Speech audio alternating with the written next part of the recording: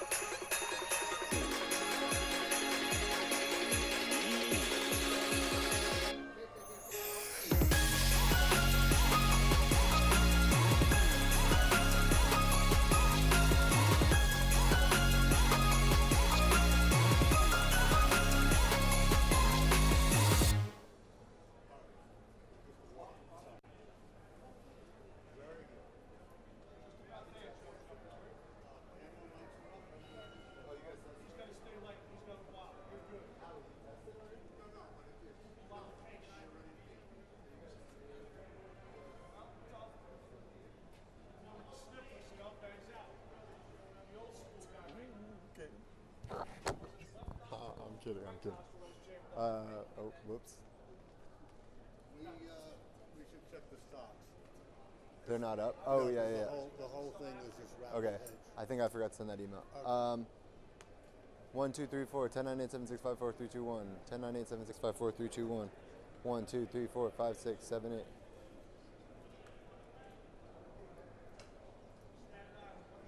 Howie, did you hear that? Yeah. 10, 9, 8, 7, 6, 5, 4, 3, 2, 1. 10, 9, 8, 7, 6, 5, 4, 3, 2, 1. 1, 2, 3, 4, 5, 6, 7, 8. 10, 9, 8, 7, 6, 5, 4, 3, 2, 1. 1, 2, 3, 4, 5, 6, 7, 8, 9, 10. 10, 9, 8, 7, 6, 5, 4, 3, 2, 1. Hi, this is JD Durkin, live from the floor of the New York Stock Exchange, and you are watching Taking Stock. All right, thanks.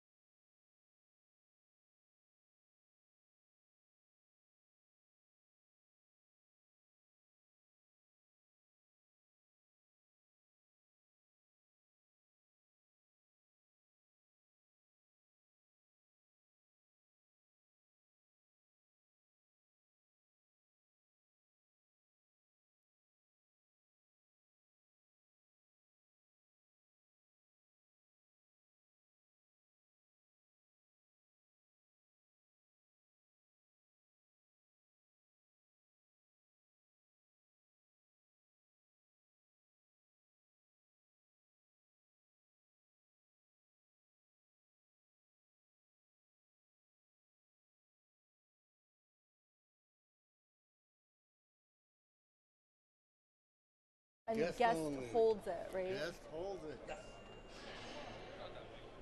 know it breaks every rule. No, when I worked at MTV News, the guests used to hold their mic. Or if you were doing work in Europe. Yeah.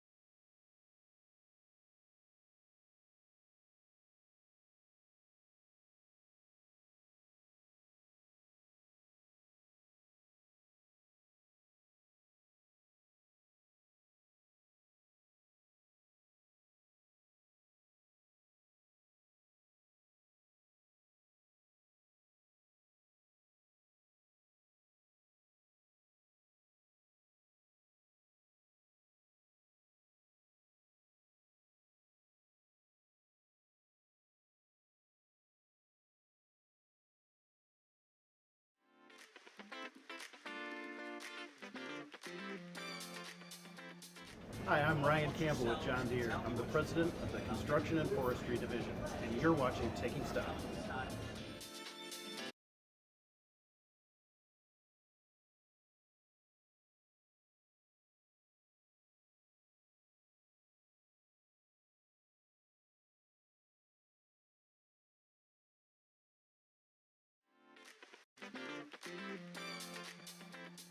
Hi, I'm Ryan Campbell with John Deere. I'm the president of the Construction and Forestry Division, and you're watching Taking Stock.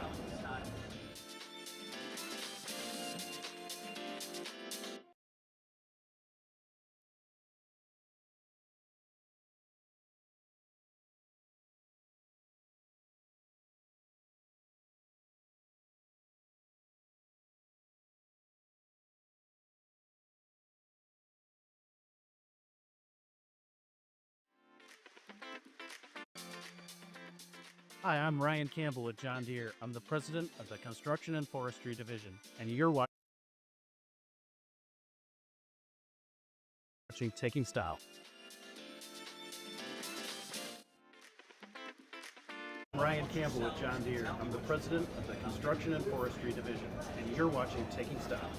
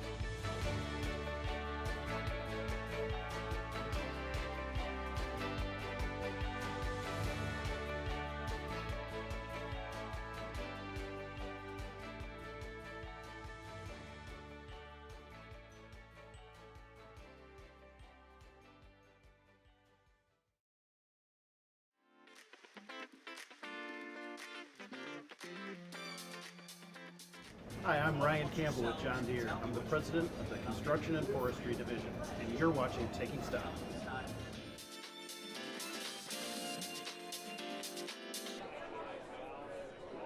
Counting down to the close, today is Monday, December 15th, and this is Taking Stock. I'm Ashley Mastronardi. Lots of news moving the markets today. Stocks slipped Monday as pressure on AI names weighed on the broader market. The S&P 500 dipped after an early gain, and the Dow also fell. AI stocks felt the dip. Investors rotated into economically sensitive sectors such as consumer discretionary, industrials, and healthcare. Looking forward, economic data could set the tone this week. November non-farm payrolls and October retail sales are due Tuesday after delays from the fall government shutdown. Economists expect payroll growth to slow sharply to about 40,000 jobs, down from 119,000 in September. Later in the week, the November CPI report will provide another key inflation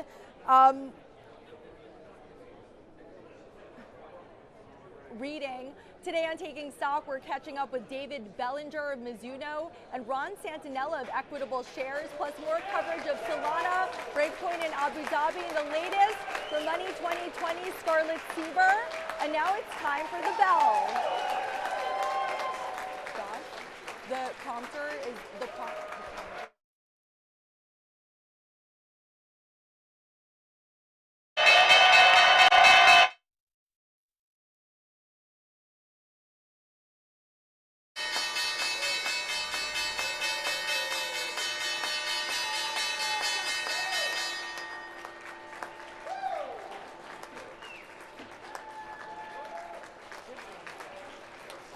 Of course, we wait for that 15-second bell and the 3 gavel bangs. The S&P 500 is down fractionally. The Dow Jones is also down fractionally. The New York Stock Exchange Composite is up about 0.1%, and the Russell 2000 is also down almost 1%. Joining us now is David Bellinger, Director and Senior Analyst at Mizuho. Welcome to the show. Great, thanks for having me on. All right, so what are you seeing from consumer names today? Yeah, I'd say in my space, I cover 18 names in the consumer space, and pretty mixed today. No real outsized moves. It's more of investors waiting for these holiday data points to come through, and there's been these sort of higher highs and lower lows between these peak periods of consumer spending. So I think we're in that right now, but today's stayed pretty mixed in the consumer space with no real outside movers today. Can you talk more about those retail data points that we're waiting for? Sure, so we'll get an updated monthly sales number here for consumer spending. That's been a little choppy, I'd say, lately, but still overall pretty constructive in our view on the consumer. One thing that we keep in mind here is that there's all this talk of inflation being incredibly high and leading the consumer to be very choiceful. And we've seen more of that in our data and our tracking, some of the credit card data we look at. And also I'd say that one key item that I think people overlook is you've got national gas prices under $3 a gallon right now. So that's a helper in light of all this inflation. But all the data we've seen and through the Black Friday, Cyber Monday period, we think the consumer spending's held up pretty well to date. What is your holiday retail outlook? Yeah, so it's honestly more of the same. So it seemed like the Cyber 5 Black Friday period was fine. A lot of that revenue growth was driven by higher ticket, higher inflation. The volumes are a little bit slow, but that's nothing out of the ordinary from what we've seen throughout the whole year. But yeah, again, somewhat mixed, but still constructive here, and we don't think this will be a bad holiday by any means, but not a great one either. So more of just okay, but not great is the way we'd characterize it. We have October retail data coming out tomorrow. What is your expectation? Yeah, so we don't have a formal number. We tend to look category by category. And again, this is more of the same. This year-over-year growth, we strip out some of the gas noise in there because that's volatile, and then motor vehicle sales are big ticket. But under the surface, it seems like spending growth has been in this +3, 4, 5 range. It's been anchored to the middle of that for the past few months. So we honestly think it's more of the same and maybe a little bit of a lull period before the bigger spending that comes in December. All right, and what is your outlook for the retail sector in 2026? Yeah, so we've got all these questions spiraling out there. Recession we've heard about for years. Could the consumer weaken? Could it get stronger? So it's very preliminary views now, but we do think that the spending is very bifurcated, right? We've had the low-income consumer under pressure for a while. It seems like the bulk of spending is being held up by that mid to upper income consumer. We haven't seen the pressures move upstream, so that upper income consumer is still doing well. Names we like included Walmart in there. We've seen a lot of trade down, seen this membership activity. We think they have 20 plus million members on their Walmart Plus program, so that's a name that can do well in a good economy, a bad economy, and we continue to like Walmart as they also have these other accretive alternative business lines coming into place now. Any other stocks you're looking at? Yeah, a couple I throw out there. Chewy. Chewy's one we really like. Very good Q3 numbers last week. The stock was down a bit though. We just think investor expectations were a bit elevated, and there's really nothing wrong with the business. We think they regained the momentum, and that continues to do well through 2026. And then another one is Wayfair. That's been an e-commerce name. It was a bit under pressure with the tariffs. That stock's come back really sharply, but we do see another leg higher for that name. Having the housing market come back a bit will certainly help. We're looking for not necessarily a big drop in mortgage rates, but that'll help, and just a sequential improvement in the housing market. You get a lot of this turnover activity and sort of like a refresh cycle in the home furnishing space. That'll help Wayfair a lot. And what do you think consumers should be keeping in mind as we ramp up into the holidays? Yeah, it's inflation's the big word, right? That's always hanging out there. We think the consumers handled it pretty well, and a lot of the media headlines around 25% tariffs. We were north of 100 for a while in the China tariffs. So as we haven't gotten these massive price increases, they've been pretty steady, but we haven't seen price increases to that magnitude.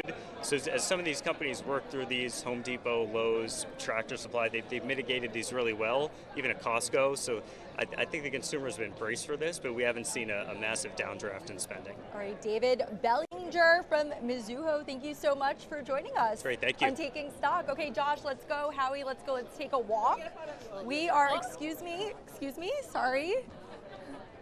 We are heading to our NYSE notables. It's always an exciting afternoon and morning here at the New York Stock Exchange. We ring the bell twice a day. We ring the opening bell to open the markets at 9:30 a.m. and then the closing bell, of course, is at 4 p.m.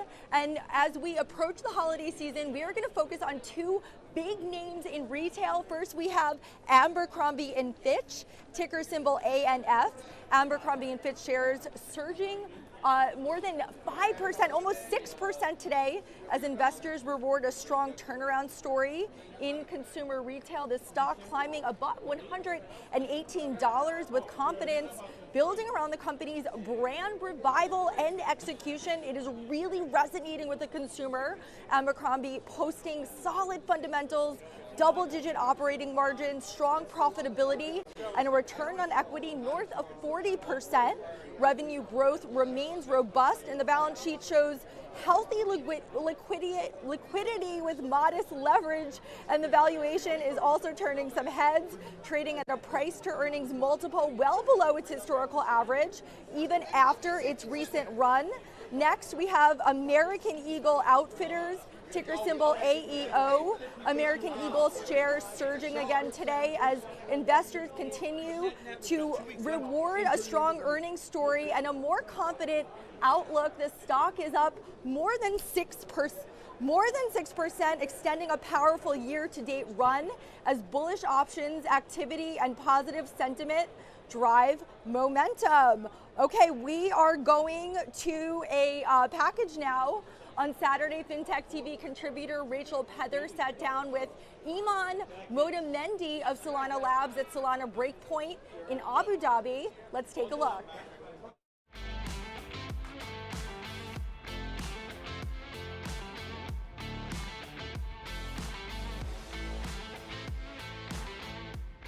Hi everyone, we're here at Solana Breakpoint and I'm joined by Iman Motamedi, who's the head of Solana Incubator at Solana Labs. Iman, thanks so much for coming. Thank you for having me, Rachel. Really happy to be here. So let's just start with some basics. Tell me a bit more about Solana Incubator and the programs that you run. Yeah, so Solana Incubator sits within Solana Labs. As a lot of folks know, Solana Labs built the original validator client, a lot of the original products and protocols of the network. But as the network has grown, as all these amazing developers have come in, we asked ourselves, how do we scale the knowledge, the expertise that we've built up over the years across the ecosystem to hopefully propel the next blue chip company to get created on Solana, the next Phantom, the next Jupiter. And that's really where the incubator came from, where we work with 4 to 6 teams at a time, a very small group of teams. We bring them to our New York office for 3 months, and it's really hands-on collaborative, trying to propel them forward to create this next major company on Solana. And so there's so many things that we could unpack there in terms of like what you look for. Maybe we start off with what you would look for from the actual product perspective or the idea perspective. I think the thing that we care most about is first and foremost the team. Are they a team of technical founders that really care about the product that they're building? Do they have founder market fit around what they're doing? And then are there people that we want to enjoy in the office? You know, are they friendly? Are they going to get along with the rest of the cohort? So I think that's a big piece of it on the idea side. And then the second piece of it is it something that we believe can be transformational for Solana? Something that's really pushing the network forward, something that we haven't potentially seen before. And the third piece that we care a lot about when we think about the ideas that we want are they actually things that can drive sustainable businesses on Solana? And so without giving away too much information, I know you've just closed your next cohort, so maybe not a sneak preview into what some of the ones are coming up, but staying for a little bit longer on the founder piece and the teams piece, how do you then train them or take them to that next level? Because obviously being a startup at early stage is different to taking it then to the 100%. And I will say, so we actually recently announced Cohort 4 applications. So if people are interested, they can still go ahead and apply. I think the application deadline is December 19th. So if folks want to get their application in before then, they're able to. But I think the way that we help startups is really 3 pieces. The first is kind of this build alongside Solana Labs experience, where we offer the full bench of personnel that we have to really jump in and support these teams. But what does that mean? So we meet with every team on Monday to understand what are the things, the major challenges you have going on that week. So for one team, they might say, we're working through user experience design this week, and we'll bring in the head of design at Solana Labs to jump into their Figma to leave feedback on what their design is. Another team might say, we're working through our marketing strategy. So on a Monday, our head of marketing might go in, talk to them about what they're trying to do. Maybe on Tuesday, we have a document that we're working through with them. And then on Wednesday, we're actually thinking about how to execute that strategy. And so it's really hands-on kind of building alongside Solana Labs as that first piece. The second piece is what I think about is all of the traditional Y Combinator type elements, where we have office hours, workshops, speakers, dinners. We have about 90 of these types of events per cohort where we bring in really high quality folks, whether it's this past cohort, we had the founder of Venmo come in, the founder of FanDuel come in, we have Rajan Toli come in every time. We also bring in all the major VCs, the capital allocators. And so you really create this experience of being at the nexus of the Solana ecosystem and getting to meet with some of the top folks. And then I think the final piece is what I think of as the cohort camaraderie, where you're in a room building with the top founders in the ecosystem, back to back with them. Above you, you have Solana Labs, Solana Foundation, and ONS on that floor. Below you, you have the ecosystem floor. And so many positive synergies have come from that, where we've had companies in the cohort partner with each other. We've had some founders go and join other companies within the cohort. And I think what we always hear from teams is it really feels like a family. And so I think that's the final part of the experience that really brings it all together.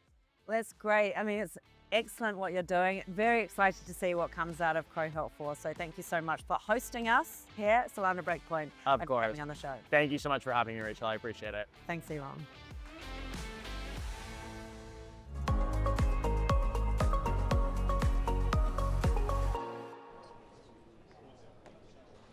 Time now for a few fintech, crypto, and AI headlines. The crypto majors of Bitcoin, Ether, and Solana all down multiple percentage points on the day as the markets await that key economic data we talked about earlier in the show.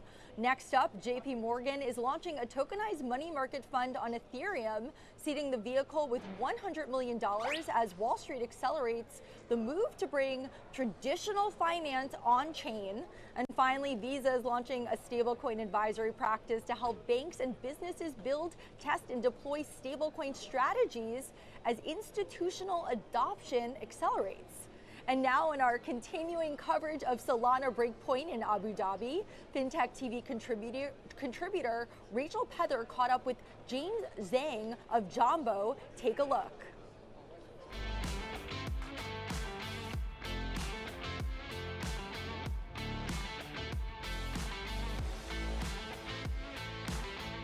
Hi everyone, we're here at Solana Breakpoint in Abu Dhabi. My name is Rachel Pether with FinTech TV, and I'm joined by James Zhang, who's the CEO of Jumbo. James, welcome to the show. Thanks for having me. So you have had quite a journey of late. Jumbo has already reached millions of users in 128 countries, I believe. So tell me, how have you been able to scale so quickly? Yeah, no, I appreciate it. As of today, Jumbo has over 1 million phones sold, created over 10 million wallets. And I think the key is honestly distribution, which is what the company and the team has lived and breathed. Jumbo is essentially building out the mobile infrastructure for all, and starting with the Jumbo phone, the $99 smartphone that comes pre-installed with Web3 apps that provides a gateway access for users into the digital asset economy. We constantly talk about how to onboard that global next billion users. Well, I don't think it might be from on-chain warriors, but it might come from the global south. And so talking a bit more about the Global South then, tell me about the philosophy behind setting up Jumbo. Definitely. Well, I grew up personally in Congo and Central Africa, family's third generation there. And when you grow up in a region like this, you realize cross-border payments, banking the bank, remittances, you take this for granted. When I came to New York for school, and you realize that all these legacy gatekeepers could be solved with Web3 Rails. So we essentially wanted to build something where users could get banked, could essentially have transactions and pay cross-border to other folks. And so how are you seeing the divergence or distribution across emerging markets then? Definitely. I think the largest markets for us right now that we're seeing is LATAM, Africa, and Southeast Asia. And Jumbo Wallet and the Jumbo D App Store is essentially some of our main onboarding portals, where we think of ourselves as a neobank, and the Jumbo phone is actually the onboarding tool, where right now, unfortunately, the region has skipped through the PC age and it's directly in mobile. Well, unfortunately, if you have anything stablecoin rails or payments related that touches crypto, it's honestly very hard to get into the walled gardens of Google and Apple. So for us, it was important to create this app store, decentralized, where users can reach progressive web apps that have come out and directly access it through our phone. So do you think of yourself as a hardware company, software company, financial inclusion company, all of the above? How do you see yourself? I think in the first year of business, we're like 80-20 hardware versus software in terms of revenue. But as of today, that's completely flipped. And I think that's a function of all of our partners and creating a larger D App Store, where right now we have over 60 partnerships, anywhere from some of the largest distribution players like centralized exchanges such as OKX and Bybit, and Coinbase, to L1s like Solana. We're here at Breakpoint, where most of their products and payment rails are integrated.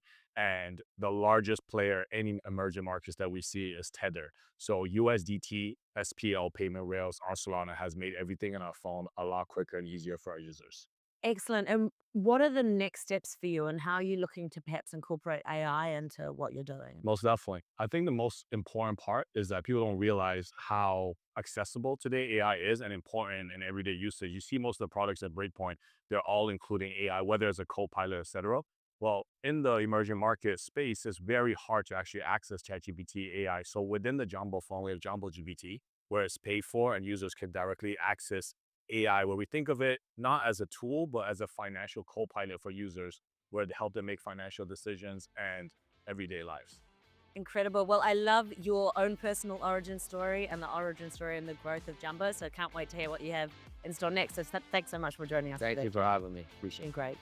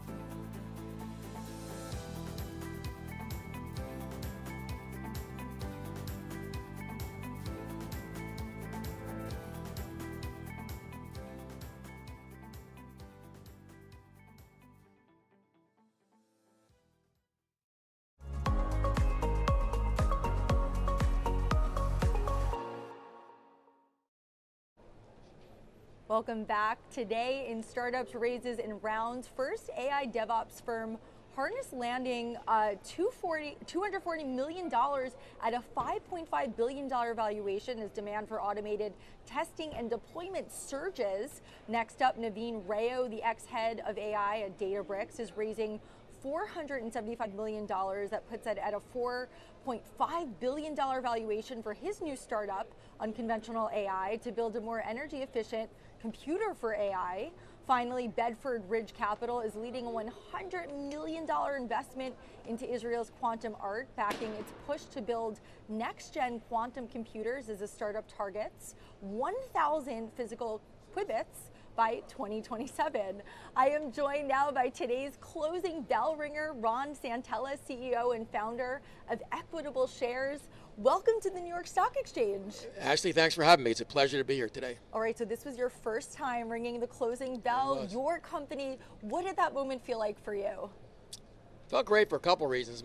My twin brothers rung it twice, so now I can say I rang it at least once.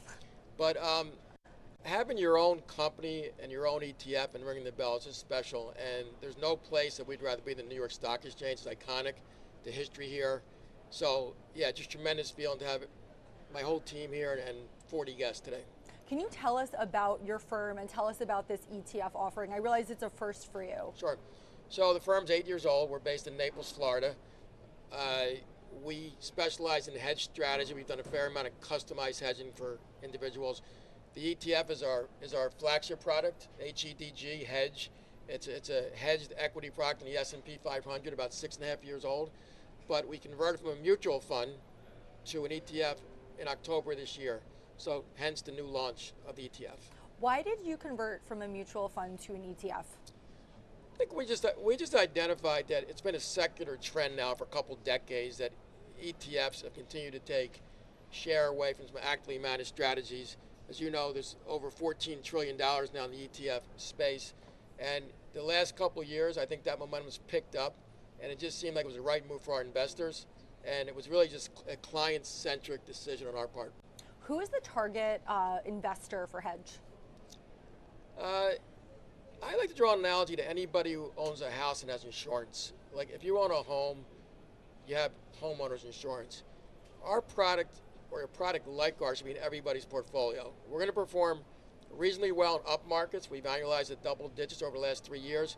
But when the market's flat or when the market goes down, you're going to sleep better at night. So for me, the target audience is anybody who wants exposure to the S&P 500, albeit at less risk and a lower volatility. What are you focusing on? Is it mostly large caps? Is it S&P 500 stocks? Yeah, so we're a beta player in the market. We own 2 ETFs, SPY and IVV. We want it to be a pure play on the market. We're not stock pickers.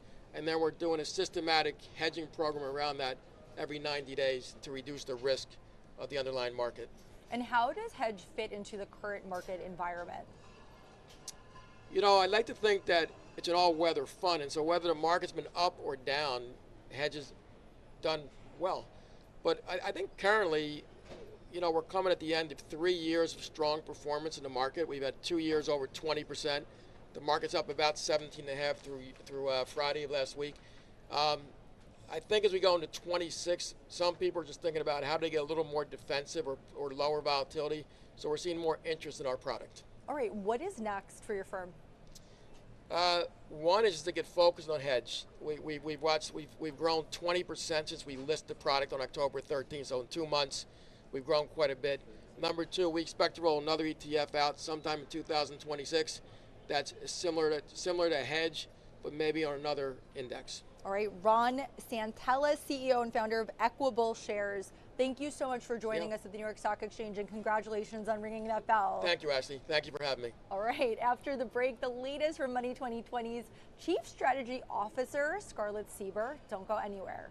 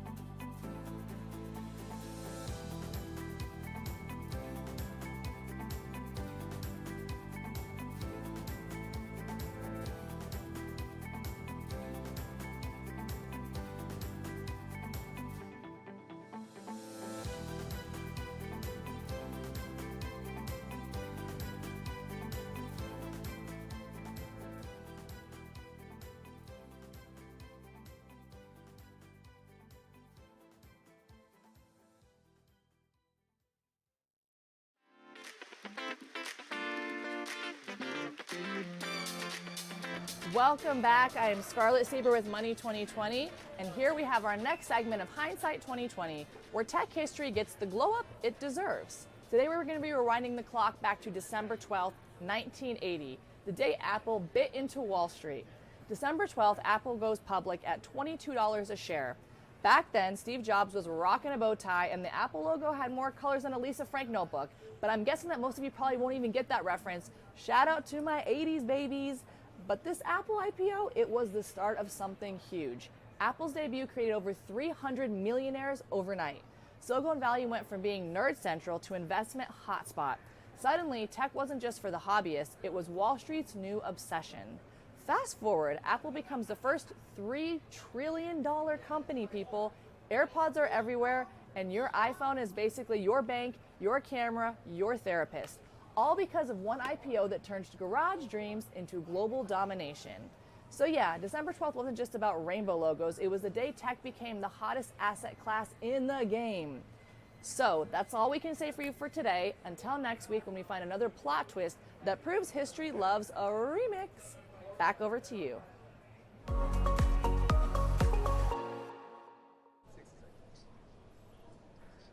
Welcome back to Taking Stock. We are about 30 minutes from market close. The S&P down fractionally, as well as the Dow. The New York Stock Exchange Composite is up more than 0.1%, and the Russell 2000 is down almost 1%. Tomorrow on Wall Street, big day for data. November non-farm payrolls and October retail sales are due Tuesday after the delays from the fall government shutdown. Economists expect payroll growth to slow sharply to about 40,000 jobs. That's down from 119,000 in September. And later in the week, the November CPI report will provide another key inflation reading. You can catch NYSE Live tomorrow morning at 9 a.m. with Kristen Scholler. She will be counting you down to the open, and I'll be back tomorrow filling in for JD Durkin, counting you down to the close. We will see you tomorrow on Taking Stock. Woo! Yeah.